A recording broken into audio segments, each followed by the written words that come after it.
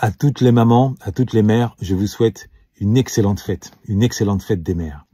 Vous qui savez faire preuve de sacrifice comme personne, on n'en parle jamais assez. Il n'empêche que dans la phrase « derrière un grand homme se cache une femme », on oublie que bien souvent cette femme, c'est sa mère. Ce n'est pas forcément son épouse, c'est sa mère. Donc le rôle des mères est fondamental. Donc encore une fois, bonne fête des mères. Et si vous souhaitez que la fête ne se limite pas à une seule journée, mais qu'elle se conjugue avec votre vie, n'oubliez pas, vous devez faire en sorte que vos enfants aient le goût des mots et le goût de la lecture chevillée au corps. C'est la condition indispensable qu'ils doivent épouser pour poursuivre un destin académique et professionnel digne de ce nom et qui vous rendra fier.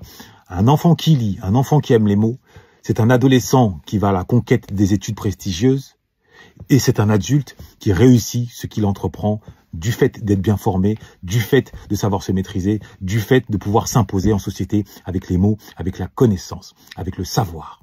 Voilà pourquoi, ne l'oubliez pas, continuez à nourrir vos enfants, continuez à les cajoler, mais également à leur remplir la tête de mots et à mettre dans leurs mains des livres.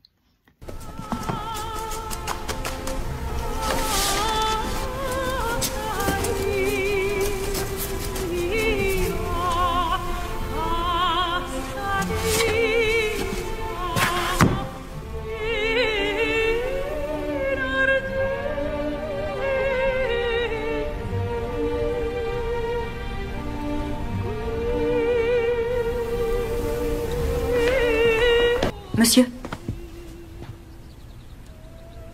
vous avez lu tous ces livres? La plupart?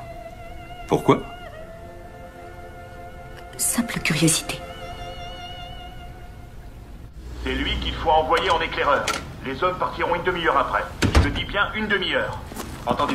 Il faut y être avant la tombée de la nuit. À vos ordres. Eh mais qu'est-ce que tu fais, maman, regardez! Je trouve que vous regardez trop la télévision.